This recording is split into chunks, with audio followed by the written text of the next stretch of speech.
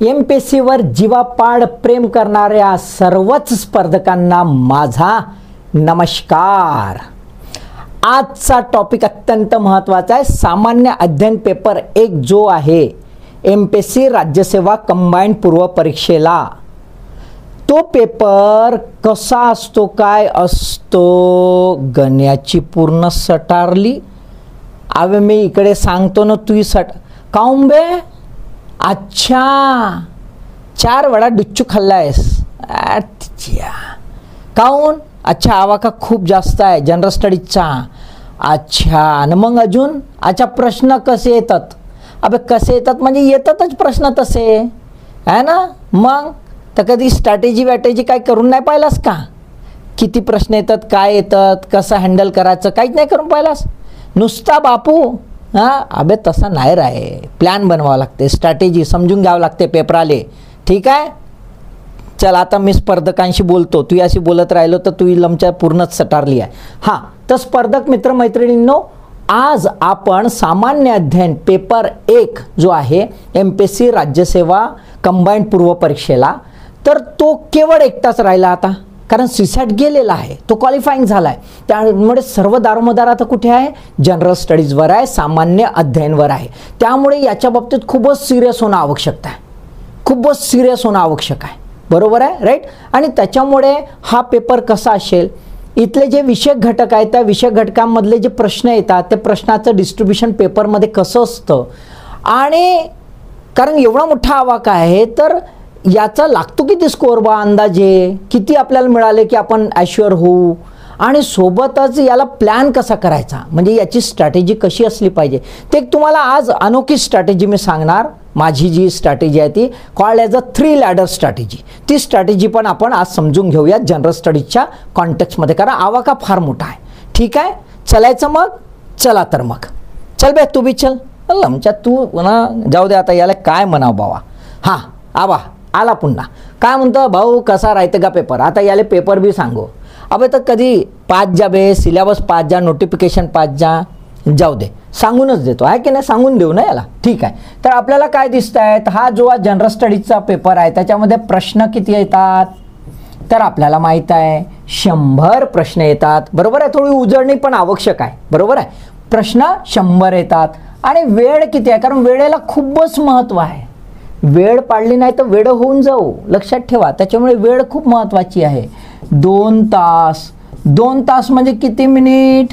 120 minute. 120 minute म्हणजे sufficient आहे, 120 मिनिटं म्हणजे सफिशियंट आहे, टेन्शन नाही आपल्याला, बरोबर आहे, राईट। किमान 1च्या वर तर मिनटं मिळतातच, वेळ आहे, वेळ आहे बाबा। त्याच्यानंतर मग गुण किती रे बाबा, म्हणजे किती याच्यात तीर मारावं लागेल ते तर माहीत पाहिजे। तर गुण आपल्याला दिसते 200 गुण आहेत, म्हणजेच काय, एका प्रश्नाला 2 गुण आहेत, त्यामुळे ते खूप महत्त्वाचे आहेत, बरोबर आहे। त्यामुळे एकही प्रश्नाचं काही गडबड झाली तर लोचा आहेच। त्याच्यानंतर काय आहे बा, की याचा दर्जा कसा आहे, म्हणजे स्टँडर्ड दर्जा कसा आहे, तर पदवीचा दर्जा दिलेला आहे, म्हणजे हायर स्टँडर्ड आहे, त्यामुळे त्या लेवलचं आपल्याला अभ्यास करावा लागणार आहे। आणि माध्यम कुठला आहे रे बाबा, माध्यम कुठला आहे, तर हा पेपर इंग्रजी आणि मराठी ह्या दोन्ही लँग्वेजमध्ये असतो। त्यामुळे जे मराठी मोळे आहेत त्यांना पण, जे इंग्रजीचे भोगते आहेत त्यांना पण काहीच टेन्शन नाही, माध्यम। ठीक आहे, आणि याचं स्वरूप कसं आहे रे बाबा, स्वरूप कसं आहे या पेपराचं, तर कसं आहे, वस्तुनिष्ठ, वस्तुनिष्ठ, बहुपर्यायी, multiple choice, objective multiple choice questions. मग ऑब्जेक्टिव्ह मल्टिपल चॉईस आहे म्हणजेच काय, तर आपल्या भाषेमध्ये काय म्हणतो आपण, गोला मारू आंदोलन। आणि आपला एकदम आवडता विषय गोला मारायचा, गोला मारला ना बे गण्या, त्याचा बी आवड, गोला मारायचा आणि बस समोर जाता, गोला मारो आंदोलन। तो स्वरूप बघितलं तर आपल्याला असं काय दिसतंय की केवळ 100 प्रश्न आहेत, बरोबर आहे, आणि 100 प्रश्न 2 तासात संपवून घ्यायचे आहेत, आणि आपलं भविष्य निश्चित करायचं आहे मेन्ससाठीचं। तर हा कसा आहे, जनरल स्टडीज कसा झाला, हा एंट्री गेट आहे, काय आहे, एंट्री गेट आहे आणि असा जबरदस्त भारी भरभक्कम आहे. याला असा जोराचा धक्का लावावा लागतो, एकदम जोराचा. आणि गेट कसा आहे ते तुम्हाला सांगतो, खूपच जबरदस्त आहे. पहा तुम्हाला सांगतोय. आणि गेट कसा आहे, हा जो आहे एंट्री गेट आहे, हा कसा आहे एंट्री गेट आहे. आणि हा इतका झक्कास आहे की इथून हे पोट्टे सगळे धावते, सगळे इथे हे स्पर्धक. आणि गेट हा असाच आहे, आला की नाही, छोटासा. म्हणजेच कसं की हे असं आहे बघा, स्पर्धा कशी आहे, हे अशी आहे. हा झाला प्रिलिम, मग हे छोटी छोटी होत जाते अशी. आणि हे इथे झाला हा मेन्स. आणि मग हे एवढीशी नळी आहे, हा इंटरव्ह्यू. पण हा कसा आहे, एवढ्या मोठ्या ह्याच्यातून एकदमच छोटा. मग याच्यामध्ये काय दिसते आपल्याला, cut throat competition. Cut throat competition एकदम खतरनाक कॉम्पिटिशन आहे. आणि खतरनाक कॉम्पिटिशन असल्यामुळेच याला खूप काळजीपूर्वक आपल्याला लक्ष देणं आवश्यक आहे. याच्यात थोडासाही निष्काळजीपणा केला, एखाद्याही प्रश्नाचा लोचा झाला की बस 1 वर्ष फुरसद, अगले साल गो बॅक टू पॅव्हलियन. इथूनच म्हणजे टी शर्ट घातली मॅरेथॉनची ना, तिथूनच गायब, धावाले भेटलंच नाही. लक्षात आलं का, एवढी बेकार हालत होऊन जाते. आणि त्याच्यामुळे हा एंट्री गेट आहे, एंट्री गेटला काळजी घेणं आवश्यक आहे. मग भाऊ सर्वच टॉपिकचा अभ्यास करा. अबे आत्ताच सांगितलं की एवढा खतरनाक कॉम्पिटिशन आहे. अजून सांगू, अबे मॅरेथॉन म्हणजे काय, किती बसतात माहिती आहे का, 3 ते 4 लाख MPSCला. महाराष्ट्र आहे त्याच्यामुळे, UPSCला तर विचारू नका 10 लाख. बरोबर आहे. अरे जबरदस्त मॅरेथॉन राहते भाऊ, लक्षात आलं का. हां, तर मग आता तू विचारता सर्वच टॉपिकचा अभ्यास करावा का, आता जाऊ दे, तुला विचारता तर तुला उत्तर द्यावंच लागेल. तर आपल्याला काय दिसत आहेत, सब्जेक्ट आहेत. आपल्याला किती सब्जेक्ट आहेत, तर आपल्याला जनरल स्टडीजमध्ये 7 सब्जेक्ट आहेत. किती आहेत, 7 विषय घटक आहेत. एक पहिला करंट इव्हेंट, दुसरा Indian history, geography, polity, economy, environmental issues आणि जनरल सायन्स असे आहेत.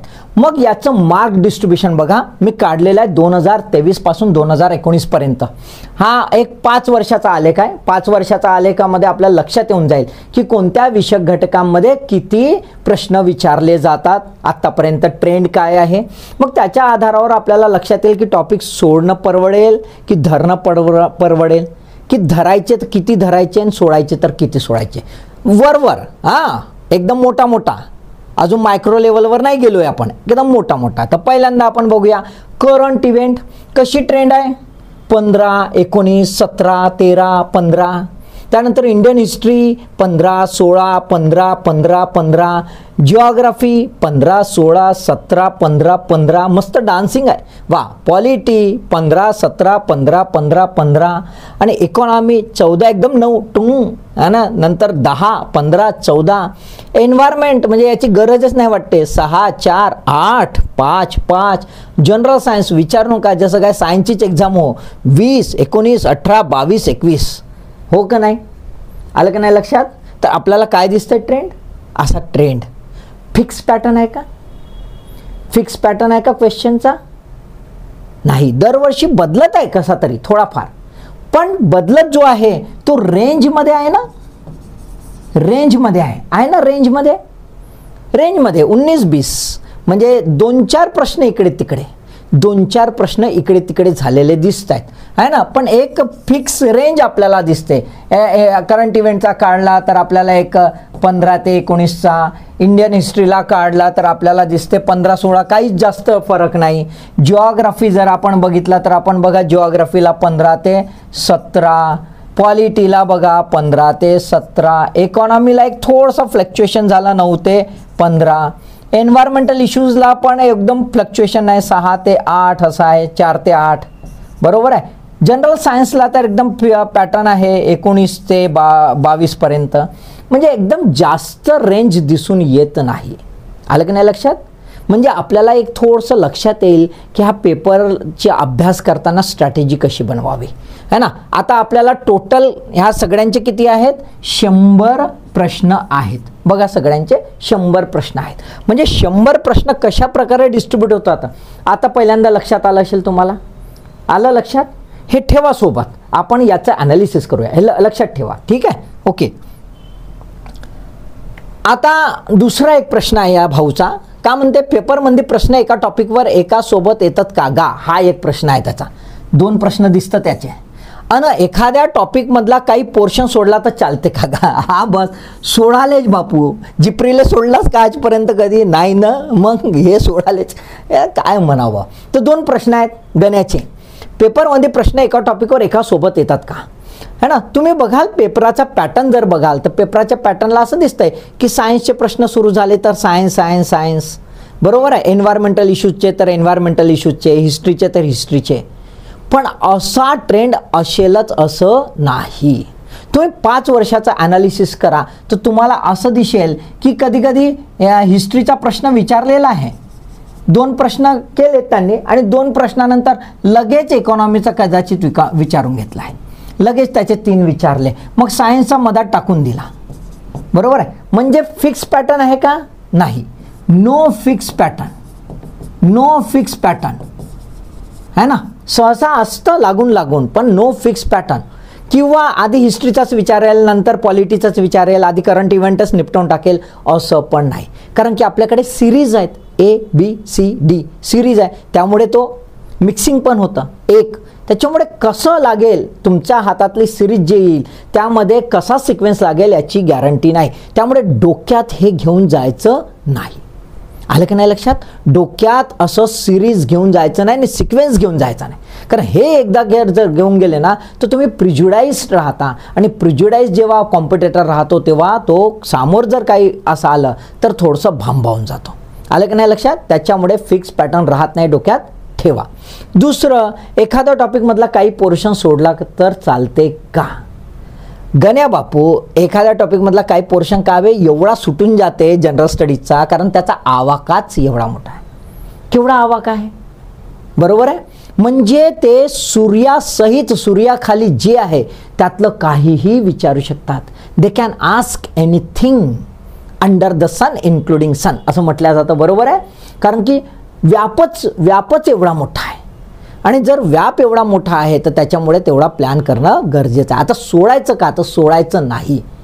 सिलॅबस कव्हर करायचा. काय करायचा, सिलॅबस कव्हर करायचा. सिलॅबस कव्हर, लक्षात आलं का. मग तुम्ही मला सिलॅबस कव्हर करा म्हणजे सगळं हां सिलेक्टिव्ह बुक्स वाचायचे. सिलेक्टिव्ह बुक्स कशाला, आम्हाला काय करायचं आहे बाबा, आम्हाला कॉन्सेप्ट क्लिअर करायचा आहे. लक्षात ठेवा, कॉन्सेप्ट क्लिअर करायचा आहे. त्याच्यामुळे बेसिक टेक्स्टबुक वाचलेत, NCERTचे, स्टेट बोर्डचे वाचलेत, इग्नूचे वाचलेत, नॅशनल इन्स्टिट्यूट ऑफ ओपन स्कूलचे वाचलेत की तुमचा बेसिक कॉन्सेप्ट क्लिअर होऊन जातो. उगाच इकडे तिकडे हा नोट्स त्या नोट्स, ह्या क्लास तो क्लासमध्ये पळत बसायचं नाही. बिलकुल हे मूर्खपणाचं आहे, है ना. आपले बेसिक टेक्स्टबुक घ्यायचे, छानपैकी त्याचा अभ्यास करायचा एकदम बढियापैकी, तेवढं निपटून घ्यायचं, बरोबर आहे. क्लास लावताय तो काहीच वांधा नाही, कारण की कॉन्सेप्च्युअल क्लॅरिटीसाठी कधी कधी गायडन्स लागतं, त्याच्यामुळे करता येतं, नो इश्यू. एखादे नोट्स घेताय, नो इश्यू डायरेक्शनसाठी, पण त्यावर स्टिकअप राहायचं किंवा ह्या नोट्स त्या नोट्स, हे क्लास ते क्लास असे भालधंदे करायचे नाही. आलं की नाही लक्षात, राईट. तर कॉन्सेप्ट आपला क्लिअर करायचा आहे हे लक्षात ठेवा. आणि त्याच्यानंतर तुमचे काहीतरी बेसिक फॅक्ट्स लागतात, पण जे रिलायबल आहेत, ऑथेंटिक आहेत, त्यामुळे तुम्हाला ऑथेंटिक टेक्स्टबुक यूज करायचे.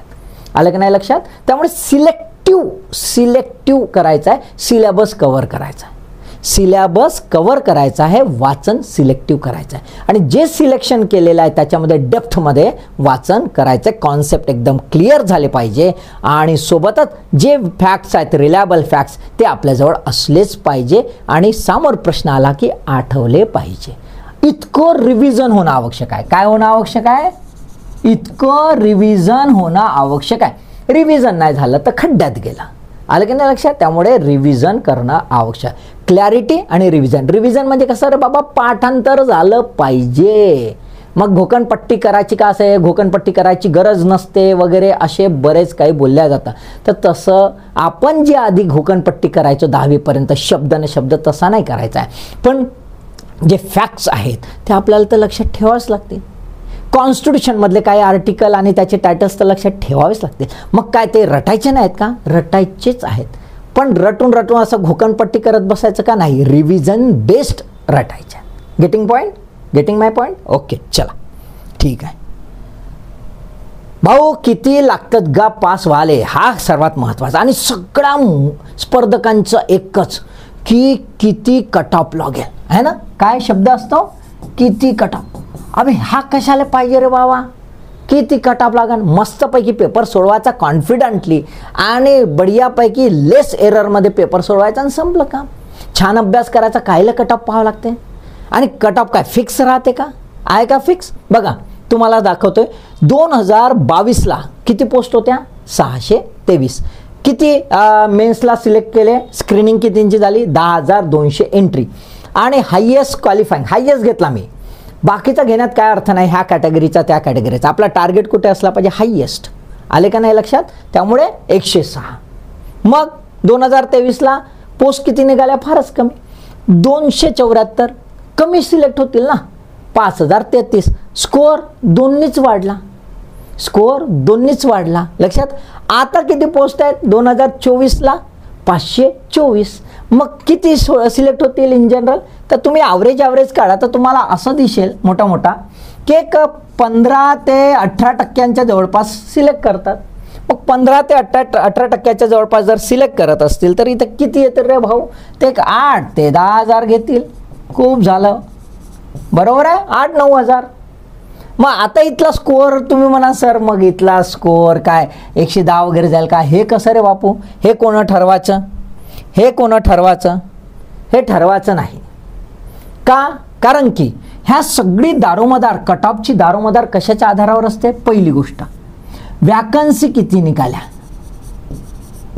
किती जागा निघाल्या.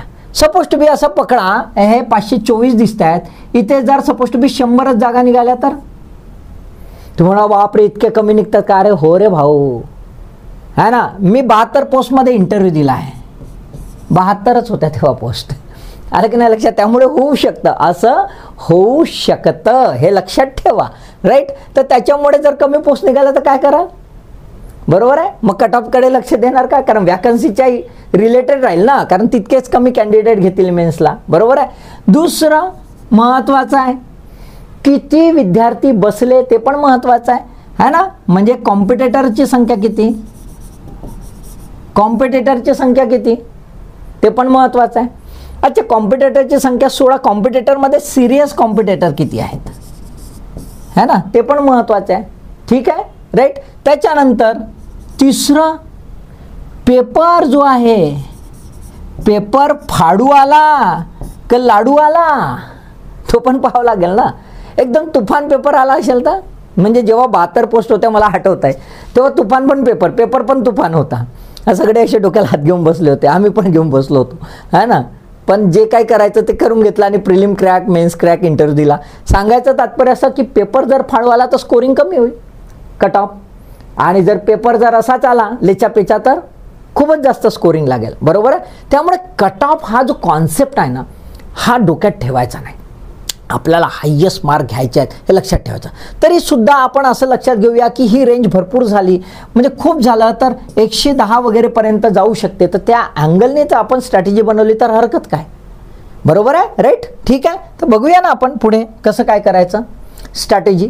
तर हे बघा तुम्हाला दिसत असेल पाय चार्ट. हा जनरल स्टडीज सामान्य अध्ययनचा पाय चार्ट आहे, ज्याच्यामध्ये 100 प्रश्न कसे कसे तुम्हाला दिसत आहेत टॉपिक वाईज. बघा तर तुम्हाला असं दिसेल की एक इक्वल डिस्ट्रीब्युशन, असं समवॉट इक्वल डिस्ट्रीब्युशन आहे, इक्वल डिस्ट्रीब्युशन आहे, इक्वल डिस्ट्रीब्युशन आहे, समसमान आहे बऱ्यापैकी एक्सेप्ट सायन्स. आता जनरल सायन्सला सर्वाधिक प्रश्न विचारले जातात, त्याच्यामुळे बहुतांशी गाईड काय सांगतायत की जनरल सायन्सवर फोकस करा, जबरदस्त फोकस करा.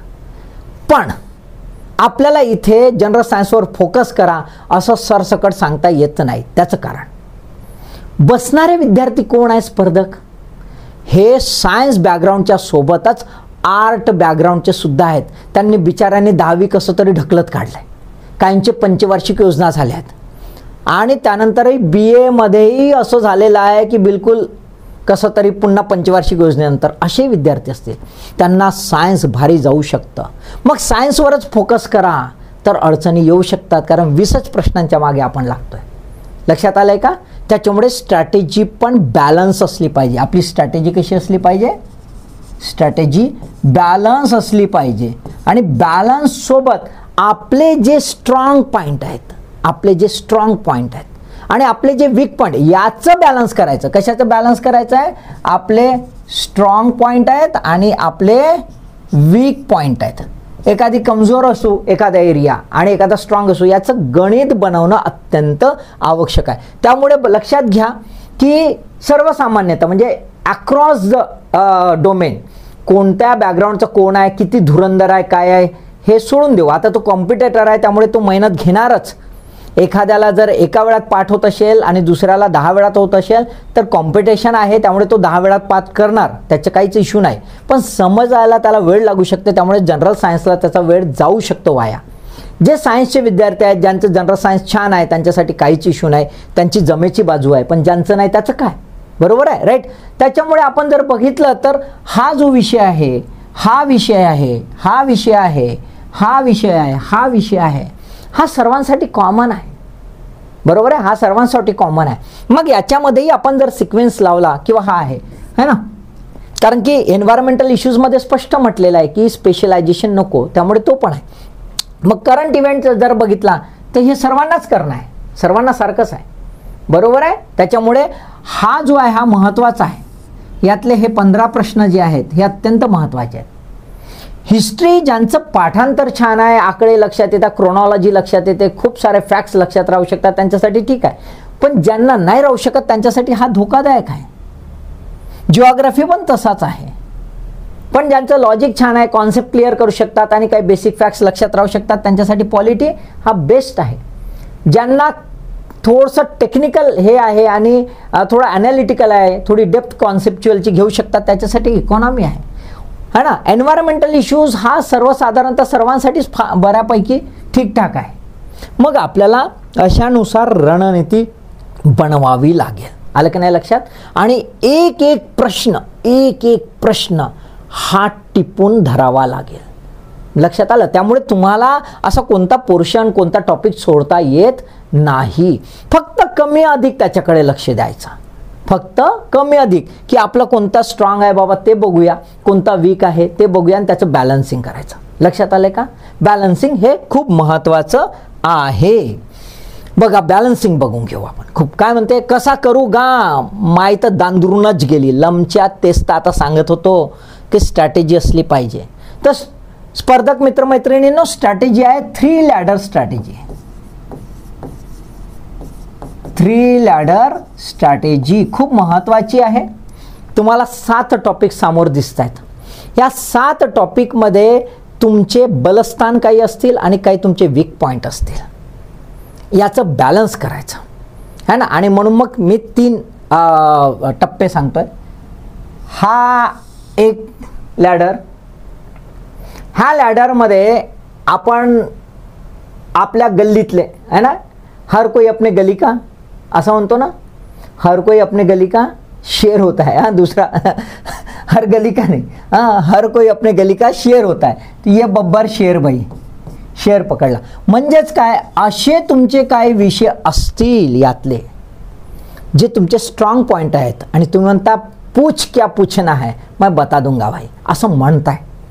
तुमचा अभ्यास झालेला असेल, त्याच्यावर पकड असेल, कॉन्सेप्ट क्लिअर असतील, असे काही विषय नक्कीच असतील जे तुम्हाला आवडतात आणि आवडतात, त्याच्यात रुची आहे, त्यामुळे तुम्ही इंटरेस्टिंगली ते वाचले आहात आणि त्यामुळे त्याच्यावर पकड छान आहे.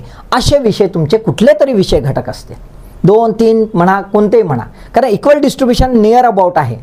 लक्षात आलं का? त्याच्यामुळे काही स्ट्रॉंग पॉईंट्स असतील. लक्षात आलं? आहे काही आहेत ओके, यस आहेत.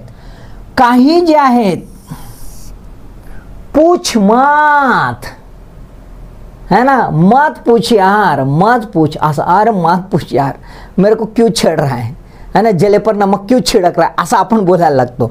म्हणजेच काय, आपली दंडी गुल असते इथे 0%. कशी असते हे 0%. हे 100% आहे, ते 0%. आवडतच नाही विषय, किती वेळा वाचला तरी समजतच नाही, कंटाळा येतो, असे पण विषय असतात ना, बरोबर आहे. तर असे विषय घटक पण तुमचे असतील आणि 100% वाले पण असतील. आणि काही विषय घटक ह्या दोघांच्या मधले म्हणजे माझा नेहमीचा आवडता ब्रिटानिया 50-50 टिंग टॉंग. ब्रिटानिया 50-50 बरोबर आहे. ब्रिटानिया बरोबर आहे, राईट.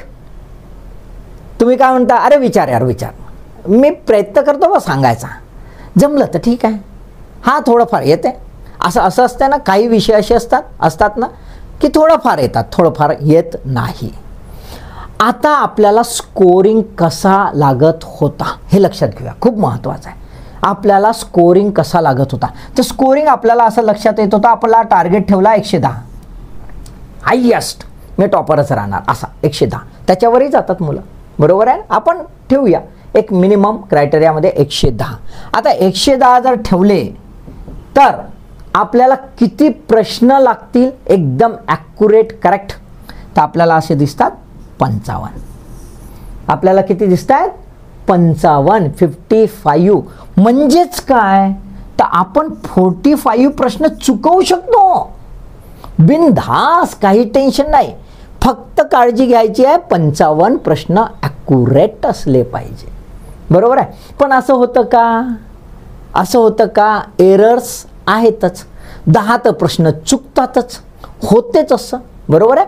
मग ही रेंज आपण घेऊया अशा प्रकारे की 110 गुण आले पाहिजे, ते म्हणजेच एक अराउंड आपण 65 ते 70 प्रश्न, बरोबर आहे. 65 ते 70 प्रश्न म्हणजे नाही काहीतरी आम्हाला पूर्ण चान्स आहे. 30 प्रश्न आम्ही चुकवणार स्वतःहून, ज्या चुकवतो का करा आहे चान्स हो रे गण्या भाऊ, तू तर बापू जाऊ दे, बरोबर आहे.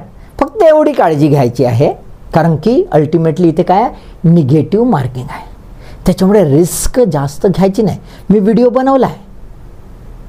बनवला आहे कसं सोडवायचं, 3 स्ट्रोक स्ट्रॅटेजी सांगितली आहे, पाहून घ्या तुम्ही, बरोबर आहे. पाहिला का? अच्छा, पाहिला, व्हेरी गुड. आणि नाही पाहिला असेल तर पाहूनच घ्या, बरोबर आहे. तर त्या 3 स्ट्रोक स्ट्रॅटेजीमध्ये सांगितलं आहे की कशी रिस्क आपली मिनिमाइज करायची आणि आपली स्ट्रेंथ कशी वाढवायची, आपली पॉसिबिलिटी ऑफ सक्सेस कसं वाढवायचं. तर याच्यामध्ये आपल्याला हा खेळ खेळायचा आहे. तुमचा एकदम छान अभ्यास असेल ना स्पर्धक मित्रमैत्रिणींनो, एक लक्षात घ्या, जनरल स्टडीच्या बाबतीमध्ये माझा स्वतःचा अनुभव आहे, माझे काही मित्र आम्ही अभ्यास करायचो, आमचा अनुभव आहे की जनरल स्टडीजमध्ये तुम्ही जर छान डेप्थमध्ये कॉन्सेप्ट क्लिअर असतील आणि तुमचा अभ्यास दांडगा असेल ना, तर मग हे कुठल्याही कॅल्क्युलेशनची गरज नाही. परंतु ह्या कॅल्क्युलेशनसोबत आणि तुमचे स्ट्रॉंग पॉईंट जर असतील सोबत, तर ते तर एकदम परफेक्ट बसतं आणि तुम्ही कधीच फेल होत नाही. मी पण माझ्या आयुष्यामध्ये MPSCची केवळ एकच प्रिलिम फेल झालो माझ्या चुकांमुळे, अदरवाईज मी कधीच फेल नाही झालो. 72 पोस्टमध्ये इंटरव्ह्यू दिला, सांगितलंच तुम्हाला, बरोबर आहे. तर आता याच्यामध्ये कसं करायचं, 100% तुम्हाला येतात, काही सब्जेक्ट्स आहेत 0 येतच नाही, तेही आहेत. ब्रिटानिया 50-50 आहेत. आता मला सांगा की तुम्हाला पासिंगसाठी कुठपर्यंत पोहोचायचे आहेत, 70 पर्यंत पोहोचायचे, म्हणजे ॲश्युअर्ड पास होणार. म्हणजे इथे कुठेतरी तुम्हाला हवा आहे, बरोबर आहे. 70%, बरोबर आहे, राईट, इथे हवं आहे. मग इथे पोहोचण्यासाठी कसं करणार, तर कसं करणार सांगा, काय वाटतं तुम्हाला? हा 0% वाला 0वर ठेवायचा का? नाही. मग कुठपर्यंत न्यायचा, कुठपर्यंत? 100%? नाही, चूक करायची नाही. आपल्याला एनर्जी पण कन्झर्व करायची आहे. त्याच्यामुळे हा जो आहे 0% वाला, हा फक्त 50% पर्यंत न्यायचा, त्याच्यावर न्यायचा नाही. कारण त्याच्यावर न्यायला दमछाक लागते, ताकद लागते. जसं आर्टचे विद्यार्थी आहेत आणि सायन्सवर मेहनत घेत आहेत, तर त्यांनी 10 प्रश्न कसे बरोबर येतील बा तेवढ्यापर्यंतच विचार करायचा, त्याच्यावर खूप विचार नाही करायचा. 50%, नॉट मोर दॅन दॅट. कारण की नाहीतर आपला अननेसेसरी वेळ वाया जातो, कॉन्सन्ट्रेशन वीक होतं, फ्रस्ट्रेशन्स वाढतात आणि आपली स्ट्रॅटेजी चुकते, बरोबर आहे. त्याच्यानंतर हा जो ब्रिटानिया 50-50 आहे तो तिथेच ठेवायचा का?